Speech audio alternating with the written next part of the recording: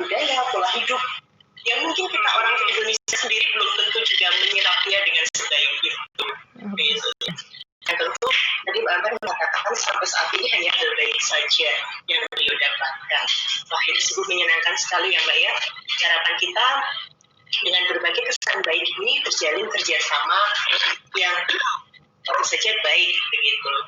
Dan bagaimana kerjasama selama ini terjalin, kita akan mendengarkan sesudah ini paparan Bapak Duta Besar Indonesia untuk Rusia, Bapak Muhammad Wahid Supriyadi. Jadi dalam hal ini kita akan melihat lebih kepada bagaimana diplomasi antara Indonesia dengan terutama Rusia dan mungkin beberapa yang terkait dengan wilayah di Eropa Timur. Sebelum beliau menyampaikan paparannya, saya akan memberikan mau saya share terlebih dahulu daftar riwayat hidup beliau. Sudah bisa dilihat ya? Bapak Muhammad Wahid Supriyadi lahir di Kebumen pada tahun 59, tepat sehari sesudah hari ulang tahun kemerdekaan Republik Indonesia. Alamat di Indonesia adalah di Jakarta. Kemudian pendidikan dasarnya di Kebumen, begitu juga sekolah menengahnya. Kemudian sekolah menengah atasnya di Purworejo, dan beliau itu kakak seperguruan saya ini. Beliau adalah lulusan sarjana sastra Inggris UGM. Kemudian tahun 2000 Graduate Certificate of Applied Business Melbourne University of Technology Melbourne. Banyak sekali pelatihan kursus yang telah beliau jalani. Jadi pertama terkait dengan dinas luar negeri. Pengalaman di dalam negeri sangat banyak, pernah mengajar bahasa Inggris baik di berbagai pimpinan tes maupun menjadi guru bahasa Inggris di SMA Muhammadiyah 2 Yogyakarta, dan pernah pula menjadi dosen bahasa Inggris di Fakultas Ekonomi Universitas Pancasila. Beliau juga menjadi kasubdit di berbagai pendidikan di Dijen, ya, Pendagri, kemudian di Departemen Luar Negeri, juga pernah menjadi juru bicara tim penanggulangan dampak krisis Irak. Kemudian beberapa posisi di Deplu bisa dilihat di sini. Beliau juga pernah menjadi sekretaris 3 Pensosbud KBRI Canberra. Kemudian pernah menjabat konsul muda Pensosbud KJRI Melbourne, konsul jenderal RI Melbourne. Pernah juga menjadi duta besar luar biasa berkuasa penuh Republik Indonesia untuk Persatuan Emirat Arab yang berkedudukan di Abu Dhabi, menjadi co-leader di pemilu di Fiji, menjadi duta besar juga di Federasi Rusia dan Republik Belarus. Berbagai penghargaan telah beliau terima, baik dari Rusia maupun dari MURI. Ya, dari MURI ini atas keberhasilan menyelenggarakan Festival Indonesia 4 kali berturut-turut. Tentu kita ingin melihat bagaimana keberhasilan beliau, nanti akan dipaparkan juga oleh beliau. Tulisan dan artikel beliau sudah sangat banyak sekali, begitu pula pengalaman organisasinya maupun keanggotaannya di berbagai organisasi. Menjadi dosen tamu juga di berbagai universitas, baik di Indonesia maupun di berbagai universitas di luar negeri, dan menjadi narasumber juga untuk berbagai talk show maupun siaran, baik di televisi, di radio, dan berbagai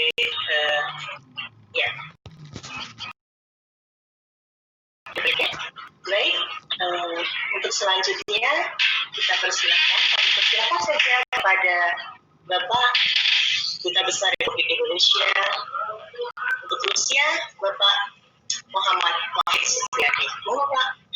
Ya, terima kasih Mbak Titi, Pak Rektor, Pak Condro dan Alexandra. Kalau di Rusia namanya Sasa ya, nggak tahu di Bulgaria. Ini kesempatan baik juga di masa-masa terakhir saya mendekati akhir tugas, jadi akhir bulan ini saya selesai tugas kembali ke Indonesia. Nanti yang pertama saya cari itu mendoan nanti. Udah lama tidak makan mendoan. Bapak Ibu sekalian dan teman-teman, Assalamualaikum warahmatullahi wabarakatuh. Pertama, saya keluarga besar Muhammadiyah juga ya. Saya pernah guru di MOHA Yogyakarta, saya pernah dosen. Tapi jangan tiru saya bukan guru yang baik, bukan dosen yang baik, makanya saya jadi duta besar. Ya. Jadi moralnya itu lebih sulit jadi dosen yang benar daripada dubes gitu kira-kira ya. Saya ingin menyoroti ini masalah bahasa dan budaya. Jadi mungkin kalau kita bicara big picture-nya itu adalah budaya. Bahasa itu salah satu dari bagian budaya. Tapi kalau kita belajar bahasa tidak tahu budaya, itu akan canggung. Ya. Saya dulu dari sastra Inggris, ketika penempatan saya di Canberra, saya ke pasar, saya tidak ngerti orang Australia ngomong apa itu. Apalagi Australia dialeknya beda, pakai slang dan sebagainya. Gitu. Sampai sekarang banyak juga slang saya nggak kenal ya. Kalau anak saya karena bergaul tiap hari, mereka lebih tahu slang-slang Australia. Jadi memang kaitannya bahasa dan budaya itu sangat besar. Nah, saya selalu menyampaikan kepada kawan-kawan diplomat ya, bahwa kalau Anda ditempatkan suatu negara, pelajarilah budayanya. Ya, syukur bisa belajar bahasa. Dan ini penting sekali. Ketika saya dulu belajar mengenai applied business di Swinburne University, saya belajar mengenai international marketing. Salah satu yang penting juga dalam international marketing adalah understanding local culture. Ya, kadang-kadang kalau kita tidak tahu itu bisa dampaknya terbalik ya, bisa akhirnya malah discouraging ya. Ya contoh orang Barat itu kadang-kadang dengan orang Indonesia khususnya orang Jawa itu bingung ya. Orang Jawa itu ya manggut, tidak juga manggut gitu ya. Jadi bingung ini ya enggak atau enggak iya gitu. Jadi ini memang cara mengekspresikan suatu kata kalimat itu juga beda ya. Konsep budaya itu juga beda. Contoh sederhana ya, kita mengatakan air putih ya. Kan tidak mungkin kita terjemahkan white water gitu kan. Orang Barat, orang Inggris bingung kok air kok putih padahal itu plain ya. Itu plain water ya. Dan ada pedagang kaki lima bingung juga menerjemahinya ya, apa tidak mungkin diterjemahkan feet vendors gitu kan, tidak mungkin ya. Jadi kemudian juga kita tuh naik ke atas loh, udah naik pasti ke atas kan, turun ke bawah loh, turun ya pasti ke bawah gitu, come up and come down gitu. Jadi memang antara bahasa dan budaya itu penting sekali. Makanya sebelum ke Rusia saya pun mempelajari atau membaca buku tulisan Martin Sexsmith itu dia wartawan BBC yang juga dia berbahasa Rusia. Dia menulis buku hampir 600 halaman mengenai sejarah Rusia dari Rurik terus sampai Presiden Putin. Jadi kesimpulan saya memang walaupun mengalami berbagai gejolak luar biasa ya, korban perang dunia terbesar adalah Rusia. Separuh atau 27 juta orang Rusia meninggal karena perang dunia kedua. Korban dari komunisme selama ya Bolshevik, revolusi Bolshevik selama 70 tahun luar biasa, sampai sekarang nggak tahu berapa juta orang meninggal. Stalin aja bisa 2 sampai 10 juta. Jadi tapi satu hal yang saya lihat adalah orang Rusia sangat menghargai ya terhadap seni dan budaya ya, bahkan termasuk budaya asing. Jadi saya baru 1 bulan di Rusia, ada Profesor Andrix dari UNS ya, itu sebenarnya dosen hubungan internasional, tapi pendekatan dia melalui budaya. Kemudian yang dilakukan apa? Wayang. Jadi suatu ketika dia diundang di RUDN oleh mahasiswa, di undangan itu disebut akan salah satu adalah pertunjukan wayang. Saya bingung, kenapa? Karena gamelan itu saya lihat saya temukan masih teronggok ya di lantai atas di gedung KBRI, udah belasan tahun dari dipakai. Ini ada wayang yang nabuh tidak ada, gamelannya masih di atas ya. Ternyata cuma bicara mengenai wayang ya, cuma pegang 2 wayang, saya agak malu juga ya. Akhirnya saya panggil, Pak bisa enggak 6 hari lagi atau 1 minggu lagi kesini di Rusia, tinggal di Wisma, ajarin tuh wanita, staf kita lokal orang Rusia nabuh gamelan, ya nanti kita wayangan. Nah ini profesor ini agak nekat juga, iya berani sanggup gitu. Saya pertunjukan 1,5 jam, ya saya nyewa tenda ya itu 150-an, hampir 200 orang, 60% orang Rusia. Sampai terakhir tuh mereka tidak keluar. Ini luar biasa sekali ya. Jadi memang saya sudah merancang sebelum ke sini adalah ingin menyelenggarakan Festival Indonesia. Ini bukan yang pertama kali, karena waktu saya jadi konsul jenderal di Melbourne tahun 2004 ya, 2005 itu saya sudah selenggarakan Festival Indonesia sampai 7 kali. Nah, saya juga ingin melakukan yang sama. Pertama kali saya harus cari taman yang bagus. Jadi waktu awal sampaikan taman yang paling populer adalah Gorky Park karena di situ ada lagunya Scorpion, Change of Wind gitu ya. Tapi 120 hektar, wah nggak mungkin. Akhirnya ke Hermitage Garden. Nah itu ada 6,5 hektar. Saya pelajari setiap hari orang lewat di situ, duduk di situ 15.000. Artinya apa? Kalau selenggarakan nggak ada iklan, itu sudah 30.000. Ya, tapi tidak mudah pertama kali untuk menyelenggarakan event itu karena apa? Stigma persepsi orang Indonesia terhadap Rusia rata-rata negatif. Ya.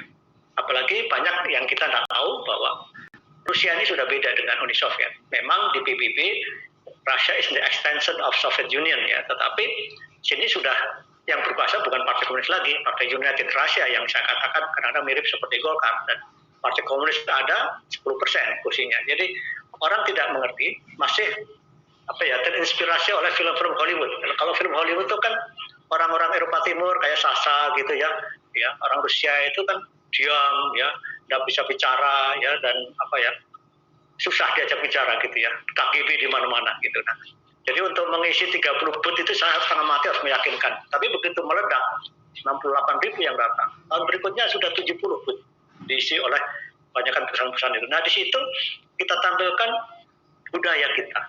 Tapi juga di situ kita juga jualan. Jadi semua booth itu, yang kedua 70, yang ketiga 100 booth kita pindahkan ke Taman Krasnaya Presnya, itu 17,5 hektar. Ya. Kemudian yang datang sudah 100 booth sudah terisi, yang berkunjung selama festival ketiga itu 135.000. Kemudian dilanjutkan dengan 2019 117.000. Memang turun dari jumlah karena hujan dan dingin waktu itu, dan juga ada demonstrasi besar. Tapi yang datang dari Indonesia 1.000 orang kira-kira, ya. Kemudian ada 177 booth. Nah, di setiap event itu saya masukkan pengajaran bahasa Indonesia, dan tanggapannya luar biasa dengan adanya festival itu, ya. Dan kemudian juga kita sampaikan juga produk-produk seni yang tadi Pak Patrick sampaikan. Ini kan kekuatan kita sebenarnya di budaya, seni budaya kita itu luar biasa. Ya.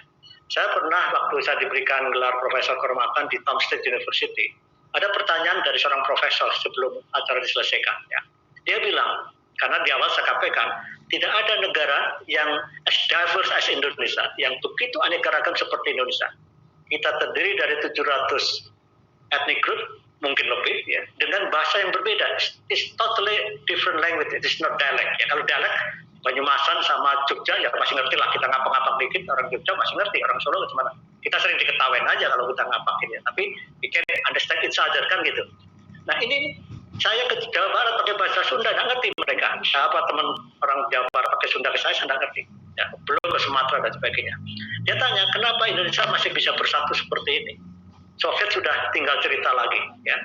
Saya bilang kenapa? Karena ini the wisdom of our founding fathers. Jadi ini bijaksananya para pendiri Republik, bahwa tahun 28, tanggal 28 Oktober, kita sudah menemukan Sumpah Pemuda, satu bangsa, satu nusa, satu bahasa. Kenapa tidak bahasa Jawa? Kenapa? Karena walaupun 40% orang Indonesia berbicara bahasa Jawa, karena 40% suku Jawa. Nah ini juga kehebatan orang Jawa, tidak memaksakan diri bahasa nasional menjadi bahasa Jawa. Bahasa Jawa itu kan lebih banyakan pada spoken language ya. Ya memang banyak karya sastra, tapi kalau kita memahami betul, apalagi dengan 3 tingkatan, sulit sekali ya. Apalagi bahasa halus. Ya. Saya sendiri kalau dengan bapak saya pakai bahasa Indonesia takut salah, ya bukannya nggak ngerti takut salah. Jadi ini juga kehebatan orang Jawa. Bahasa Jawa itu kan kalau untuk ngomel-ngomel maki-maki itu wah bagus sekali gitu ya. Orang Banyumas kalau ngomel beda, orang Surabaya beda gitu ya. Tapi akhirnya kita menerima apa? Bahasa Melayu yang diucapkan, ya dituturkan oleh sekitar 5 juta. Tetapi bahasa itu memang relatif mudah. Ya. Kemudian sudah dibicarakan, ya menjadi bahasa pengantar di kota-kota pantai dan juga para pedagang. Nah ini akhirnya dijadikan sebagai bahasa persatuan seperti yang kita kenal sekarang ini. Tidak mudah ya. Banyak negara sampai sekarang itu memaksakan suku mayoritas memaksakan bahasanya. Di India misalnya, itu sampai sekarang mayoritas masih membicarakan atau memakai bahasa lupa saya namanya, bahasa India. Yang kalau terjadi apa-apa pakai bahasa Inggris, sama dengan Tagalog di Filipina. Karena apa? Karena itu dibicarakan oleh mayoritas. Jadi kehebatan kita itu di situ. Dan karena juga memang mudah. Jadi ini kalau kita lihat dari sejarah Indonesia, jadi mereka orang Rusia ini juga juga sadar ya dengan Bhinneka Tunggal Ika kita, walaupun mereka mungkin tidak mengatakan itu. Jangan lupa di Rusia ini juga sangat multikultural ya, 120 suku, kemudian bahasanya juga berbeda. Memang dominan mayoritas adalah suku Rusia. Nah, apa yang kita lakukan dengan festival itu mendapat sambutan yang luar biasa. Nah, salah satu dampak misalnya dari segi bahasa ya, minat belajar bahasa Indonesia itu sangat besar ya. Jadi sebelum saya di sini hanya ada 3 universitas yang mengajarkan bahasa Indonesia, yaitu Moscow State University, Saint Petersburg University, kemudian MGIMO University. Tetapi tahun 2017 ya muncul satu lagi universitas yang mengajar bahasa Indonesia, namanya Kazan Federal University. Ini agak unik karena Kazan itu adalah ibu kota Republik Tatarstan, salah satu negara bagian yang mayoritas Muslim. Nah setelah 2 tahun ya dibuka di Kazan Federal University, itu minatnya 2 kali lipat. Kita ada pengajaran bahasa Indonesia di KBRI dulu kecil sekali ya, sekarang kita udah nolak-nolak karena memang sudah tidak tertampung. Nah, dari interaksi ini, ya, kemudian juga kita gabungkan dengan bisnis, karena pada Festival Indonesia kedua, kita buat bisnis forum. Itu minat kedua pengusaha itu juga cukup besar ya. Saya forward di Facebook saya itu, baru minggu lalu saya ke pasar tradisional di Moskow. Itu orang jualan yang dengan minum ya panas itu ya, di sini juga ada di Purwokerto ya, dulu di kereta-kereta ada itu kopinya apa? Torabika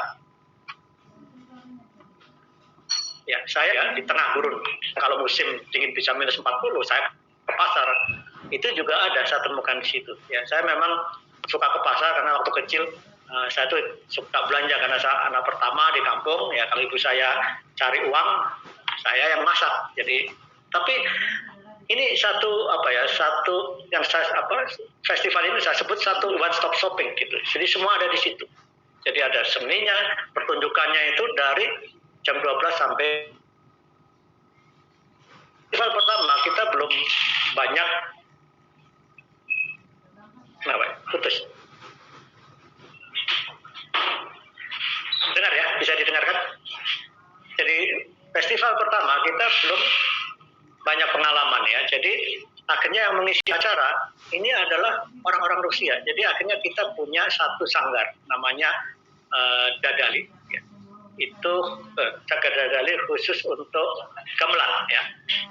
Dan gamelan ini yang saya temukan di lantai 3 itu akhirnya diturunkan oleh Profesor Andri, dan saya merekrut seorang dosen dari ISI, seorang guru lulusan ISI, dan sekarang ini mereka sudah bisa mengiringi live wayang. Bahkan tahun 2018 ya, kita tampilkan pertama kali pertunjukan wayang benar. Kalau yang pertama kali di KBRI itu kan hanya kita aja.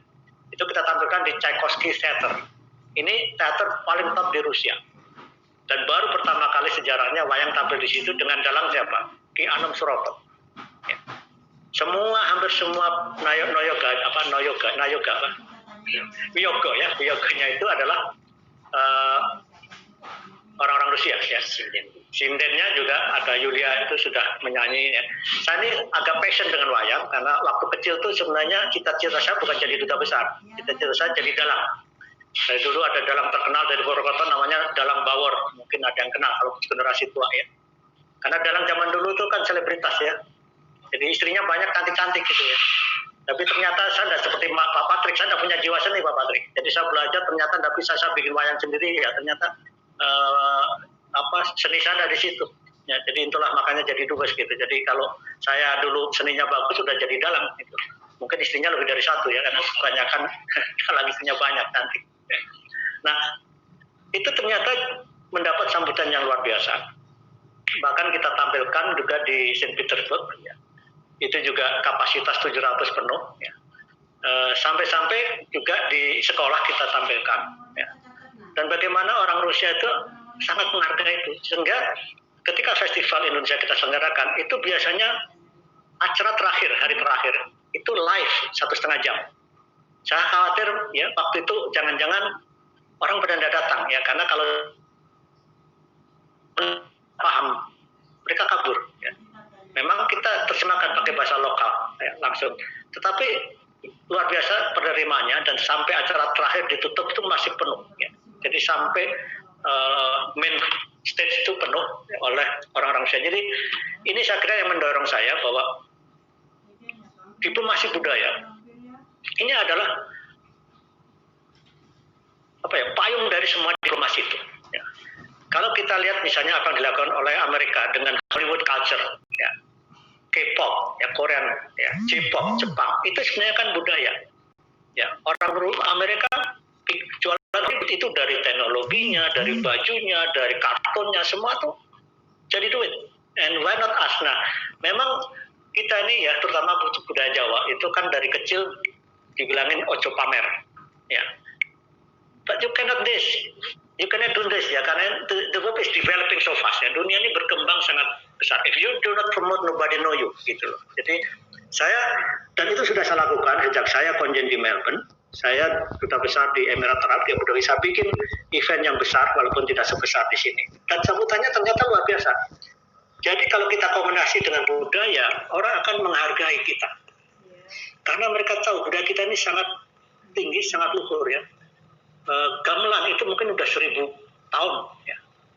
Dan tidak ada orkestra yang selengkap tradisional ya, yang selengkap gamelan di seluruh dunia itu tidak ada. Saya sering diundang ya di acara Cina, Korea, Jepang dan sebagainya. Tidak selengkap orkestra gamelan. Jadi makanya saya tetap berpendapat bahwa ini adalah wahana yang sangat bagus untuk diplomasi ya. Saya mencatat misalnya beberapa hasil dari festival itu. Pertama saya sebutkan mengenai bahasa Indonesia. Sekarang sudah booming dan kemudian juga diikuti dengan bisnis. Jadi saya menemukan beberapa ya, pengusaha Indonesia atau Rusia yang mencari orang Indonesia yang bisa bahasa Rusia atau orang bisa berbahasa Indonesia. Jadi katanya bukan hanya bahasa saja, jadi itu juga termasuk bisnis. Semakin bisnis meningkat, juga bahasa Indonesia semakin kenal karena in the end orang juga ingin cari pekerjaan. Tahun 2017 sudah awal, sudah ada namanya Batik College. Itu juga terinspirasi oleh festival karena dalam festival itu kita ada workshop ya, tentang batik. Ya, jadi langsung dan itu asli dan itu sekarang sudah berdiri batik workshop. Kemudian dia juga punya murid online 20.000. Jadi sekarang batik juga alhamdulillah sudah mulai dikenal. Produk-produk Indonesia ya, seperti tadi Indomie juga sudah masuk, kopi ada beberapa merek sudah masuk, ya, dan juga produk IT, mesin-mesin dari kita juga sudah masuk, ya, bahkan mesin canggih yang dipakai oleh Kopassusnya Rusia itu impor dari Banyuwangi. Ya. Ini ada hal yang sangat positif ya. Kemudian dari pariwisatanya, dari 2016 kita menyelenggarakan Festival Indonesia, 2019 naik hampir 100%, yaitu dari 80-an menjadi 159 ribuan kira-kira. Dan juga ada two-way traffic dari Indonesia yang ke Rusia juga banyak. Semakin Rusia semakin dikenal. Ada dari 5.000 sampai menjadi 30.000. Jadi atas dasar inilah maka kita mendapat sumbangan bantuan luar biasa dari Wali Kota Moskow. Kita diberikan gratis. Ya. Kalau anggaran dari KBRI, no way, tidak akan ya. Pak Patrick tahu lah, KBRI itu tidak banyak punya uang. Ya. Paling untuk resepsi diplomatik saja gitu. Nah, tapi dengan adanya menjadi ikon baru di Moskow itu, kita dapat sponsor dari mana-mana, dari Indonesia maupun dari Rusia. Kemudian dari perdagangan tadi saya sebut juga, ya produk-produk kita sudah mulai masuk. Kalau kita dulu hanya komoditas ya, sekarang sudah produk finish. Ya, kopi itu sudah 42% adalah yang finish produk. Ya, ini apa artinya? Memiliki nilai tambah. Kemudian investasi juga meningkat. Ya, kemudian ada yang mungkin tidak terlihat, yaitu intangible, adalah generasi kedua, ketiga ex mahasiswa Ikatan Dinas. Jadi ingat ya, mungkin yang lama-lama ingat, dulu Bung Karno mengirim ribuan ya mahasiswanya ke luar negeri dan kebanyakan sudah ambil sains itu, teknologi. Nah, memang ketika itu ada, saya cek dengan ya senior-senior yang masih di sini, mungkin di Rusia ada, Soviet ketika itu ada 2000-an, tapi separuh mungkin anggota partai komunis, ya buruh dan sebagainya. Tetapi ada 1000-an yang kira-kira mahasiswa yang betul-betul belajar, 75% belajar engineering, ya, belajar kimia, nanoteknologi, nuklir, ya, IT dan sebagainya. Hanya mungkin 25% yang belajar ekonomi, hukum, ya. Dan ini memang dulu desain untuk kembali membangun Indonesia. Sayang ada peristiwa 30 PSBKI, tapi sebenarnya saya tanya sama mereka, apakah saya tanya Profesor Yanto, misalnya sekarang ekonom, apakah dulu Bapak ini diajarin dikasih ideologi komunis enggak waktu kuliah? Enggak ada hubungannya. Tapi memang mereka menganggap sebagai Soekarnois. Nah ini yang kita coba rangkul lagi. Dan dengan adanya festival itu generasi kedua, ketiga, itu sudah mulai nongol ya di KBRI dan ikut 17 Agustus. Nah, saya menulis artikel, saya kirim ke Mbak Titik, nanti mungkin Pak Patrik bisa lihat ya. Minggu lalu, dua hari lalu saya bertemu dengan Pak Lobarto Sartoyo. Ya, itu bapaknya asli Purwokerto, ya di Banyumas ya. Dia 50 tahun umurnya belum pernah ke Indonesia karena dulu trauma ya dengan bapaknya tadi. Nah, saya udah bujuk-bujuk dia akan mau ke Indonesia. Ada trade expo, jadi dia juga sekarang pengusaha di bidang ekspor impor yang didukung oleh wali kota Moskow. Saya bilang nanti trade expo Indonesia yuk datang. Kalau saya ke Indonesia pas ada acara, saya antar kamu ke Purwokerto. Ya, sama nanti bisa masuk atau mampir di Universitas Muhammadiyah. Ya memang bahasa Indonesianya sudah hilang ya, bahasa Inggris sedikit-sedikit ya memang perlu penerjemah juga. Tapi mengharukan ya bahwa orang yang dulu tidak pernah nongol, sekarang nongol. Kemudian sebelum saya tutup nanti, ya Muhammadiyah Purwokerto sudah melakukan MOU dengan RUDN ya, People Friendship University. Nah ini cerita menarik. RUDN itu dulu dibuat atau dibentuk atau sebenarnya first launch ya. Launch yang pertama itu adalah di Indonesia ketika Nikita Khrushchev berkunjung ke Indonesia tahun 61 ya. tahun 60 ya. Sehingga ketika saya datang kemudian saya pidato di RUDN, rektornya langsung menjawab itu bahwa kita juga kita berhutang budi pada Soekarno. Jadi saya sedang menyiapkan buku ya, cerita ringan saja. Salah satu topik mengenai Rusia ada legasi Soekarno. Itu luar biasa ya. Ada tulisan saya nanti bisa di Google.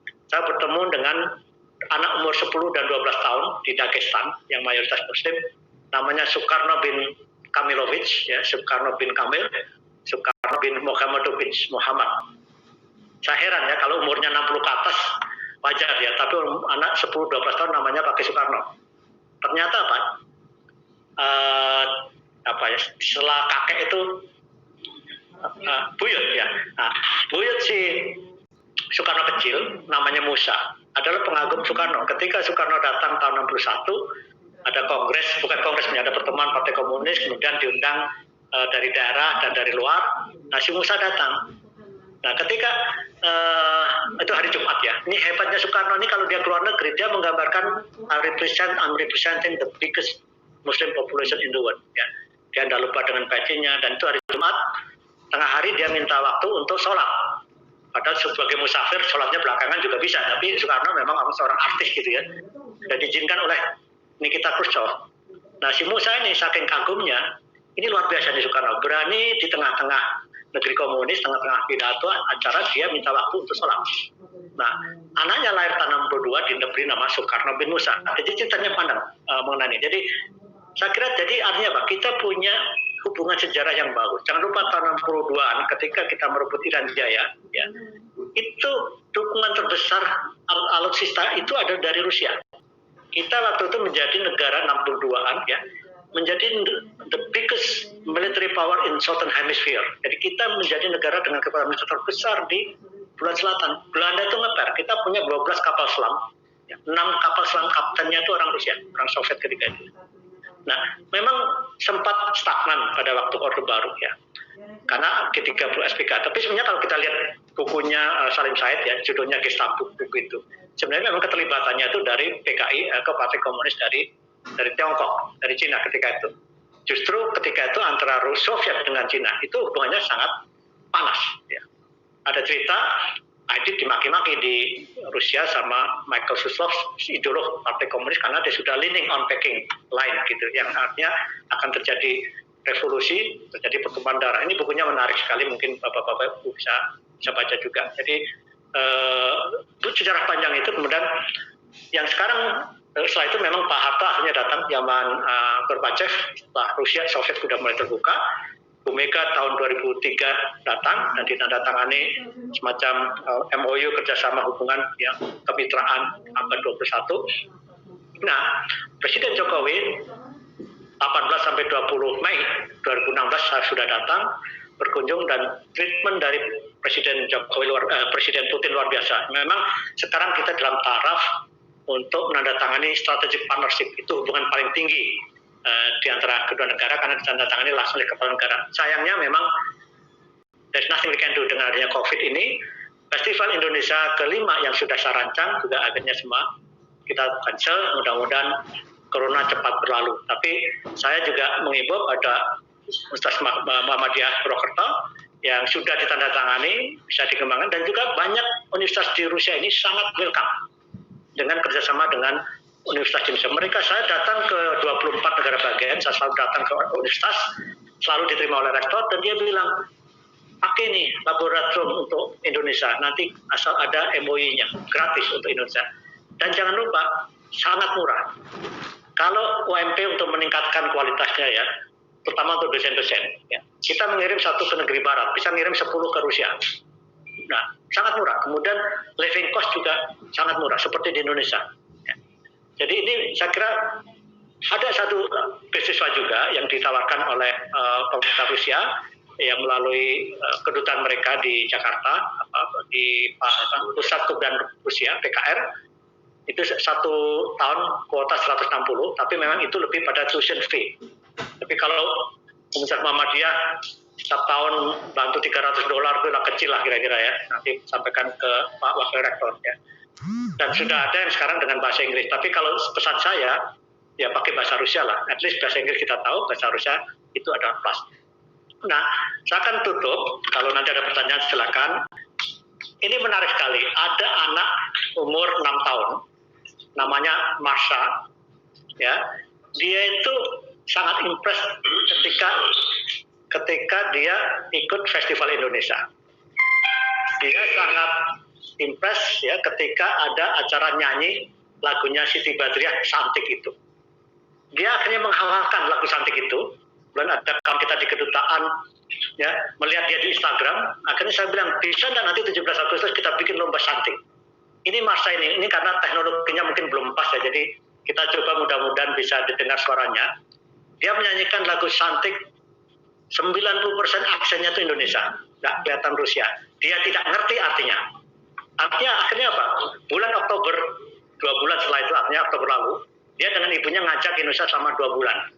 Dia berkunjung bukan hanya Bali, tapi juga ke daerah lain. Mudah-mudahan ini bisa, karena teknologinya mungkin Zoom belum bisa, tapi kita coba untuk mengakhiri presentasi saya. Dan saya lagi terima kasih pada para pendengar, terutama pada Universitas Muhammadiyah Purwokerto yang memfasilitasi ini, dan saya senang sekali karena berkat budaya ini, paling tidak sudah ada 7 orang S1 ya yang untuk HI hubungan internasional yang mengambil tema tentang diplomasi budaya dengan case study-nya adalah Festival Indonesia. Saya sendiri waktu SMA itu jurusan bahasa, ya jurusan yang dibuang ya waktu itu ya. Tapi toh bisa juga jadi duta besar 2 kali gitu. Jadi jangan khawatir ya, yang jurusan-jurusan bahasa Anda bisa jadi apa saja. Nah, oke, kita dengarkan.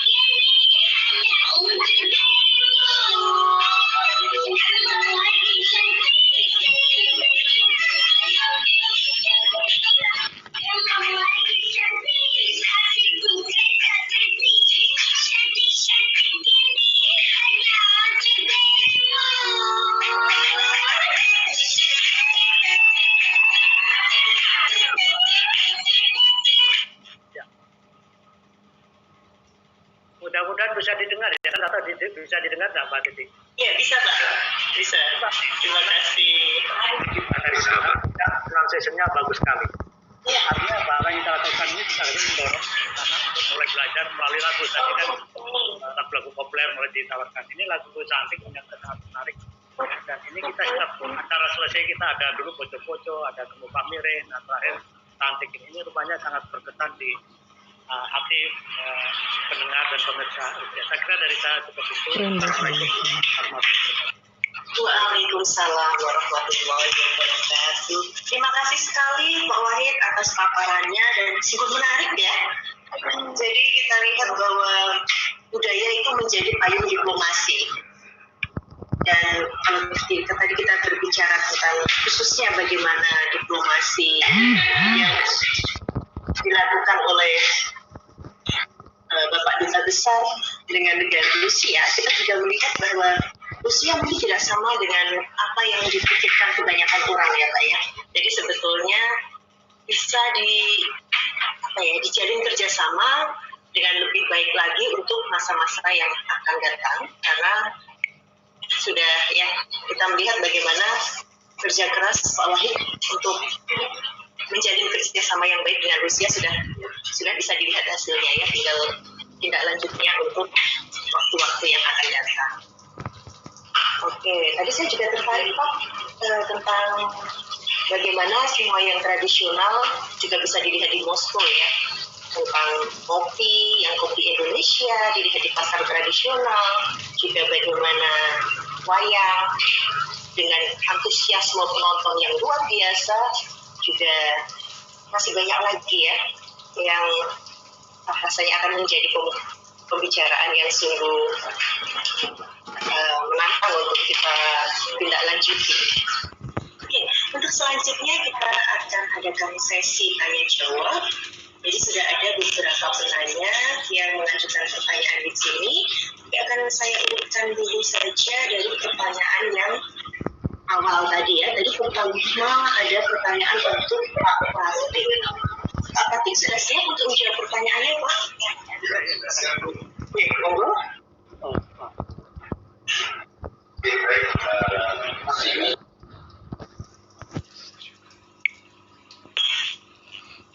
Mikrofonnya Pak, mohon maaf. Ya, sudah masuk Bu? Ya, yang pertama dari Sri Riwanti ya. Ada pertanyaan yang cukup menarik. Di sini akan saya rangkum aja dari 5 pertanyaan. Ini bagaimana merancang program, bagaimana implementasi, kemudian penyesuaian, kemudian bagaimana hasilnya dan sinergitas pembelajarannya. Ya, baik, untuk perancangan program sebenarnya sudah sebelum berangkat saya sudah mulai rancang untuk bagaimana pembelajarannya mengacu pada kurikulum yang diterbitkan oleh Balai Bahasa. Kemudian ada juga beberapa kampus juga dari universitas yang membuat buku panduan BIPA dari A1 sampai 10 kalau tidak salah. Nah, memang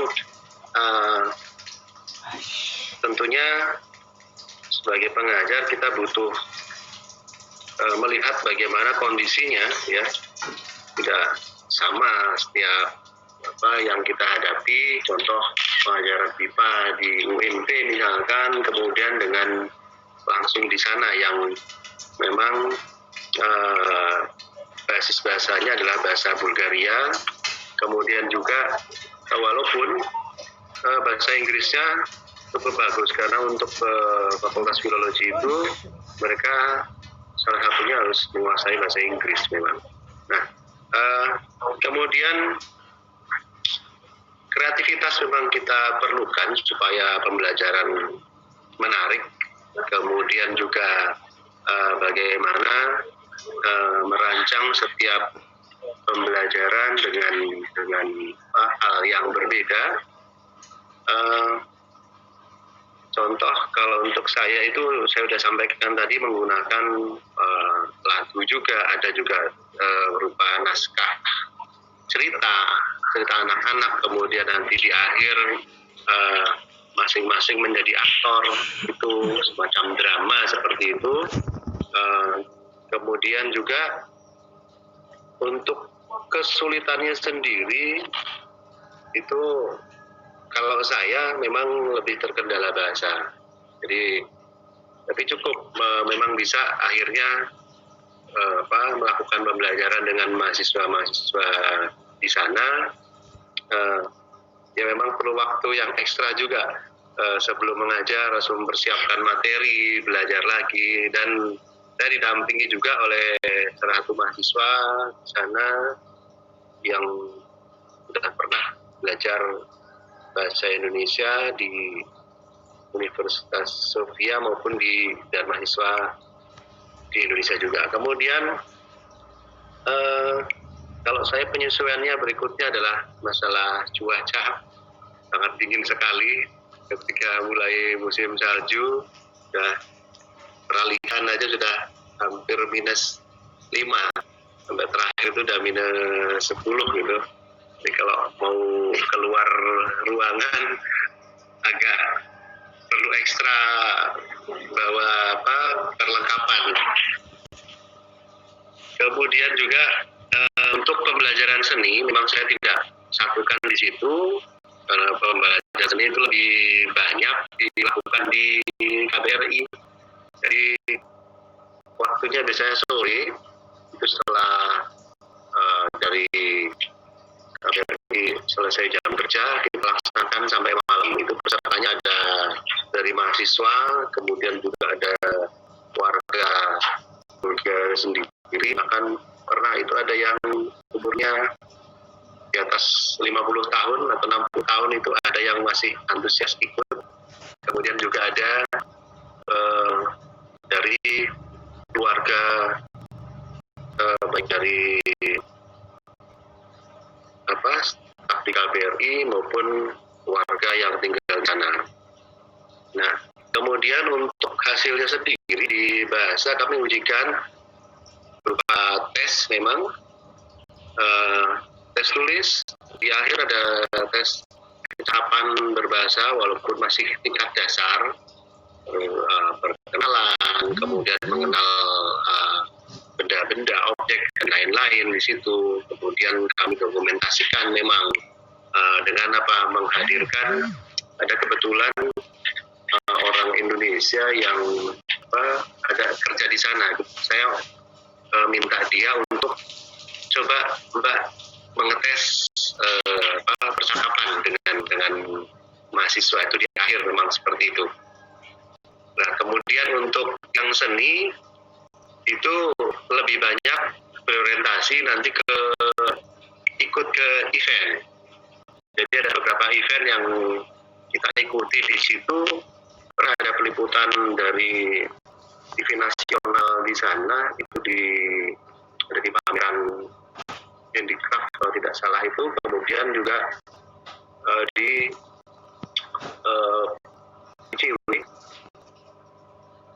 IWC International Women Community, itu Basar, kita pentaskan di sana juga, dan ada juga beberapa kegiatan lain di situ memang yang sangat didukung oleh Duta Besar di sana, Ibu Astari Rashid. Nah, seperti yang disampaikan oleh Pak Wahid juga tadi, saya ada mungkin ambil pengalaman yang sama, bagaimana ada beberapa alat yang bisa digunakan, tapi itu kondisinya rusak. Kita harus mencari dulu di lantai bawah tanah, ada kolintang yang lama tidak dipakai, akhirnya kita perbaiki dengan kerusakan yang cukup lumayan, kakinya patah, kemudian ada nada yang sudah fales juga, kita gunakan untuk pembelajaran seni di sana. Itu mungkin untuk menjawab pertanyaan dari Ibu Tri tadi. Terima kasih. Baik, terima kasih Pak Pratik atas jawaban yang diberikan. saya kira sudah menjawab beberapa poin tadi ya. Oke, selanjutnya pertanyaan mungkin bisa dijawab oleh Bapak Ibu sini ya Pak ya.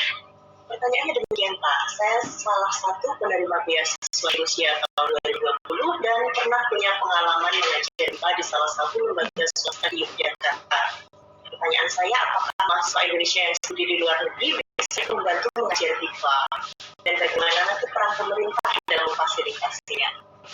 Pak Dubes bisa membantu.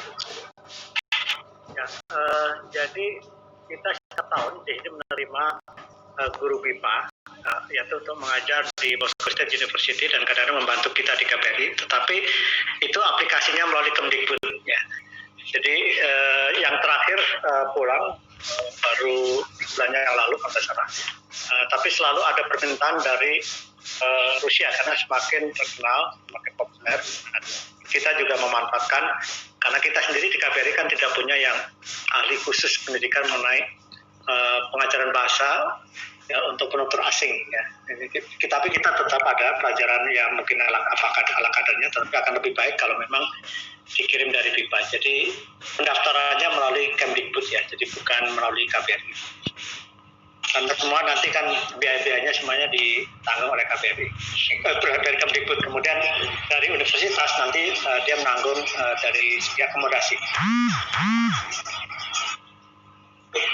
Terima kasih Bapak untuk jawabannya. Mungkin di sini hadir juga Ibu kita dari Kemdikbud ya. Beliau ini yang inspirator Ibu. Kami BIPA dan dalam mahasiswa sekaligus. Ibu Pangesti mungkin bisa memberikan tambahan informasi untuk teman-teman yang bertanya tadi Ibu. Assalamualaikum Ibu. Waalaikumsalam. Oke, Ibu, terima kasih sudah hadir di sini, Ibu. Ini suntikan semangat yang luar biasa. Ini habis. Ya, karena nanti malam rapat. Begini, selama ini kan berganti program ya, Dharma Siswa sekarang sedang dipending. Cuma saya tidak aktif lagi di sana karena sibuk mengurusi gerakan literasi sekolah. Yang Dharma Siswa itu sementara dipending karena saya sudah cek ke Dirjen Dikdasmen ya.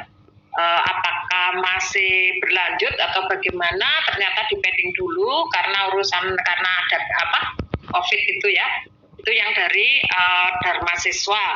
Lalu sekarang tampaknya yang menangani itu Badan Bahasa, tapi Badan Bahasa pun masih belum stabil karena ada pergantian pertama Mendikbudnya berganti, kedua terus kepala badan berganti ya. Terus yang didikti sudah tidak ada SAMI BIPA lagi karena dia sebenarnya SAMI itu kan untuk keperluan pertukaran dosen, tapi bukan bidang BIPA karena dulu itu BIPA yang banyak berminat akhirnya dibukalah BIPA. Jadi selama 8 tahun lah terakhir itu mengirimkan dosen-dosen ke berapa negara itu 25 negara. Sejauh ini ada 46 dosen. Yang saya lihat ini tadi di UMP ada 3 ya, berkesinambungan. Saya senang sekali melihat ini Pak Pratik dulu. Masih ingat saat menguji, yang diuji pun juga ingat. Dan luar biasa, switchingnya cepat saat itu. Ketika saya minta, tolong diganti ini kan, jangan bahasa deh, sekarang budaya saja. Seperti yang dikatakan tadi Bapak tadi ya, dari KBRI Moskow. Memang melalui budaya itu lebih kena. Ketika saya minta Pratik tolong sih diubah jadi musik ini dengan cepatnya, sehingga saya terkesan oke deh kalau gitu ini Pak Pratik ini oke cool lah berangkat gitu ya saat itu. Nah ini selanjutnya saya akan mencoba, sudah bincang-bincang dengan Kepala Badan Bahasa yang baru. Terakhir itu beliau masih di UK, mungkin pulang minggu ini atau minggu depan balik ke Indonesia untuk menjadi Kepala Badan Bahasa.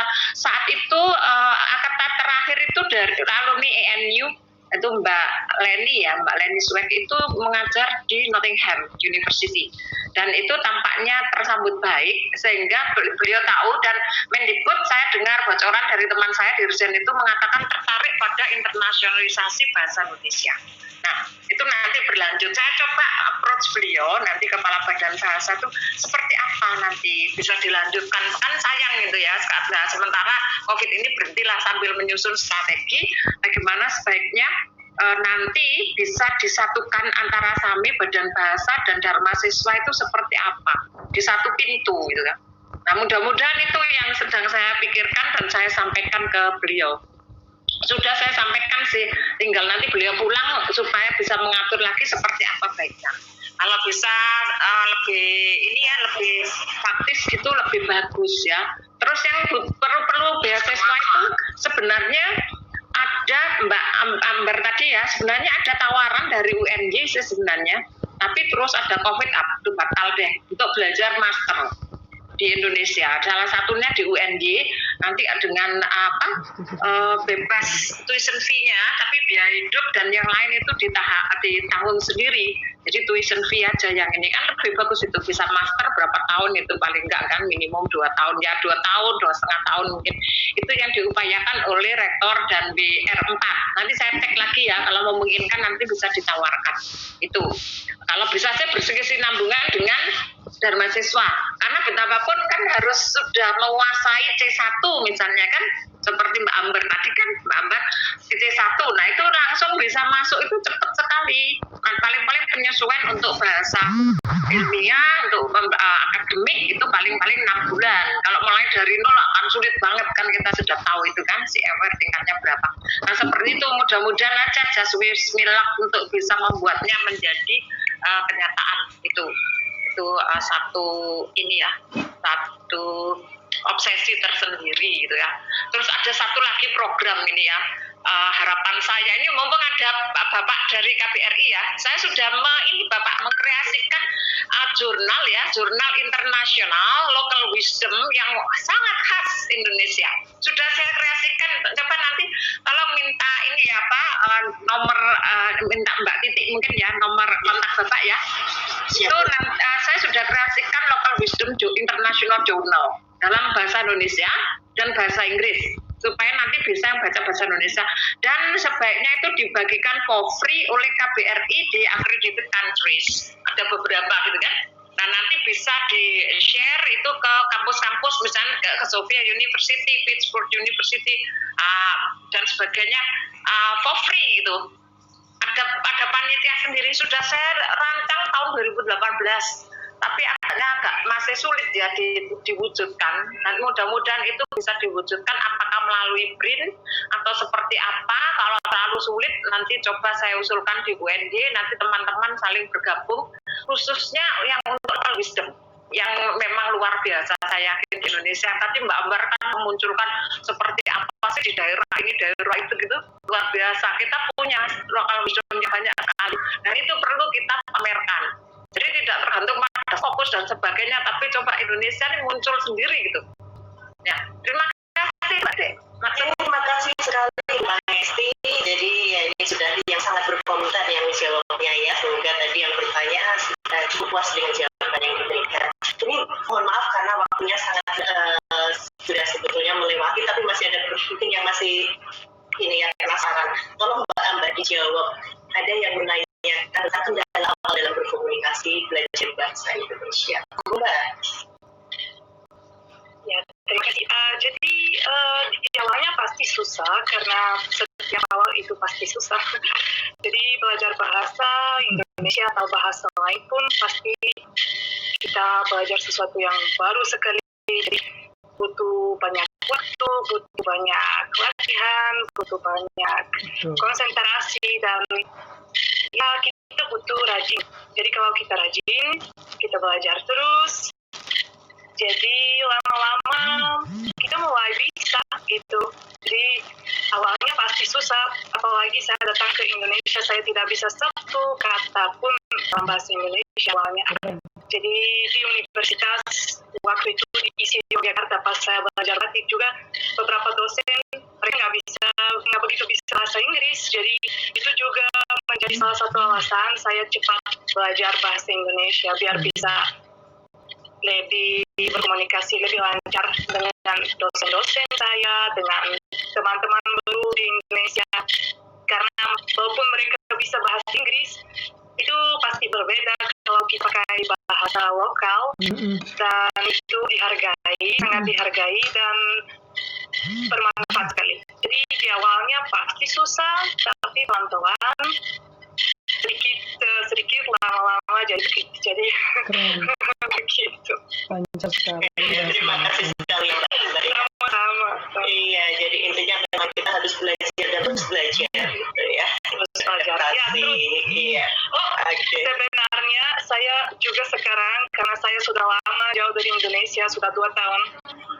Jadi lama-lama kalau kita nggak praktik kita mulai lupa sedikit. Nah, lagi saya baca bukunya dari Bukti. Aduh.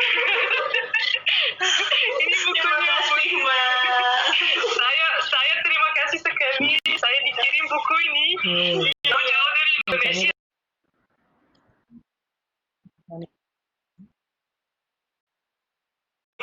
Terima kasih Mbak Ambar. Oke. Dan ini yang terakhir ini mohon Pak Dubes untuk menjawab pertanyaan dari peserta kita. Untuk Pak Dubes, bagaimana pesan dan rekomendasi inspirasi Bapak untuk menghargai bahasa dan seni budaya sendiri agar punya nilai tambah fisik? Monggo Bapak.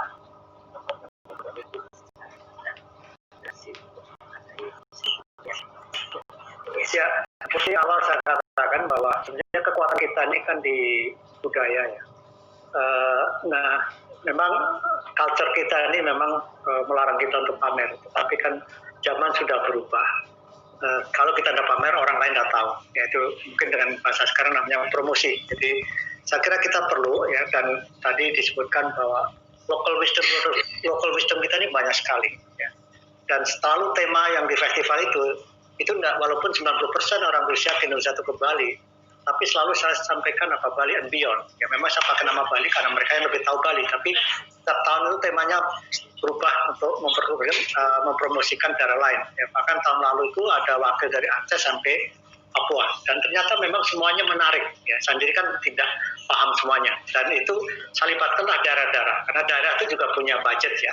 Nah, kita fasilitasi daerah, jadi memang anggaran kita ini kecil perwakilan, jadi kita lebih banyak disponsor diberi bantuan dari sponsor, kemudian Kementerian Pariwisata itu luar biasa membantu kita, kemudian juga daerah-daerah ya yang terakhir kemarin DIY, kemudian Jawa Tengah, Sumatera Barat, ya, Jawa Barat, ya, sampai Papua juga ikut. Jadi inilah sebenarnya kekuatan kita, dan dari situ kita bisa masuk melalui bidang-bidang lain seperti perdagangan, ekonomi, dan sebagainya. Tadi sepintas saya melihat ada tanya, ini orang jurusan bahasa kok bisa jadi duta besar gitu ya. Ya satu nasib lah ya. Yang kedua sebenarnya jalur itu ada dua. Satu jalur karir, satu non karir. Ya memang kira-kira 5% itu dari karir. Saya dari karir, saya dari awal. Nah setiap tahun Kementerian Luar Negeri itu membuka lapangan kerja ya. Pembukaan itu tinggal ya kalian tertarik tinggal buka aja di websitenya www.kemlu.id ya, itu terbuka ya, dan itu online pendaftarannya, jadi sangat sangat terbuka, sangat objektif ya, karena kita juga mendapat ASO 9001 kalau misalnya mengenai tata cara penerimaan ini. Yang kedua non karir ya, non karir itu ya kalau ada punya hubungan dekat dengan parpol tertentu yang nasib baik ya bisa lah jadi dubes gitu ya. Kemudian pertanyaan berikutnya mengenai keterlibatan masyarakat. Jadi kemarin festival ini bukan hanya untuk audiens di Rusia, tapi juga di Indonesia, karena beritanya di Indonesia itu besar sekali karena memang ada gabungan masyarakat Indonesia dan banyak kontributornya itu orang Rusia, termasuk yang menari gambyong ya, menari merak ya, beberapa ribu itu malah banyak kan sebenarnya orang Rusia. Yang dari orang Indonesia itu merupakan sumbangan dari provinsi. Kemarin di Jakarta misalnya juga luar biasa ya, kombinasi seni drama itu Pak Patrick itu mengenai ya Ramayana, salah satu cuplikan Ramayana, tapi dalam bentuk tari bagus sekali. Kemudian juga dari Jakarta selalu membawa tim senian. Tapi yang nabu gamelan itu orang Rusia semua. Dan kita selalu ada workshop tentang gamelan yang itu menjadi salah satu yang ditunggu-tunggu. Jadi ada beberapa acara yang rutin yang kita lakukan, masuk satu bahasa. Kemudian kita juga membuat blogger terakhir kemarin mengenai Indonesia, dan juga ada museum yang menggambarkan tentang keanekaragaman produk seni budaya Indonesia. Dan itu mendapat luar biasa sehingga kita mendapat muri, ya, kemudian dari Russian Asian Union of Industrialists and Entrepreneurs kita juga mendapat Cultural Breakthrough of the Year. Jadi wali kota Moskow ketika pidato menyatakan this is the first single biggest event organized by one embassy. Jadi ini festival adalah satu-satunya acara yang terbesar yang diselenggarakan oleh sebuah kedutaan, dan dia dalam suratnya ketika saya menyampaikan perpisahan juga akan selalu mendukung festival. Mudah-mudahan ini nanti diteruskan oleh pengganti saya, karena ini menjadi jembatan yang bagus, bukan hanya menghubungkan antara C2G, government to government, tapi B2B, tapi juga P2P, people to people. Jadi ini memang obsesi saya bagaimana mendekatkan secara people to people, karena kalau kita tidak data, kita tidak tahu, ya. Dan kebanyakan yang datang ke Rusia mereka kok beda sekali dengan yang saya baca, beda sekali yang saya lihat di film Hollywood. Ternyata ramah-ramah juga, bahkan Arnold Schwarzenegger sempat meneteskan air mata ketika seorang sindennya dari Rusia nyanyi, kemudian anak-anak SD menyanyikan lagu Indonesia Raya dengan sangat fasih dan hafal, seperti tadi si Marsha. Jadi itu mungkin jawaban saya.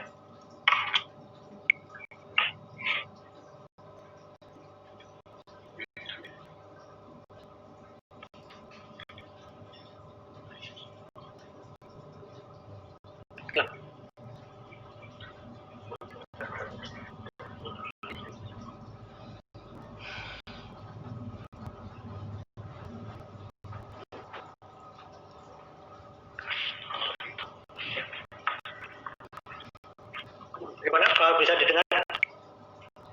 Sudah Pak, sudah bisa. Ya. Ya, mohon maaf, saya juga ini ada tamu. Ada tamu, mohon maaf. Saya agak mau minta undur diri. Undur diri dulu Bu. Bapak. Ya.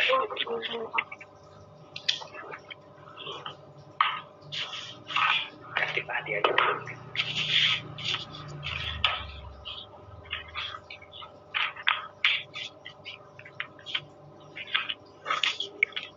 Terima kasih Bapak Ibu, mohon maaf saya sudah ada tamu menunggu, jadi terima kasih sekali. Wassalamualaikum warahmatullahi wabarakatuh. Charlie.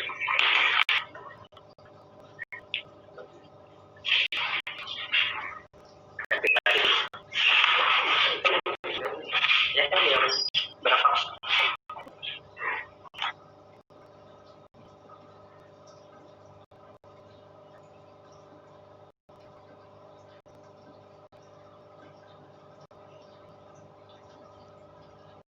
Bu Titi.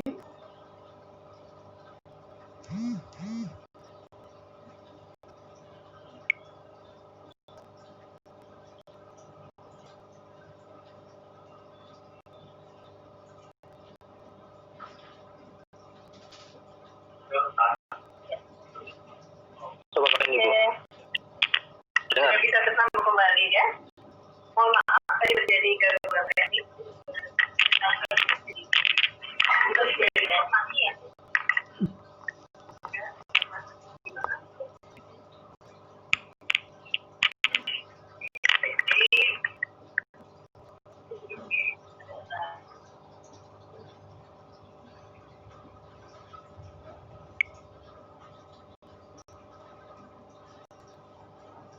Kenapa ini? Bu Titi, nggak kedengaran suaranya.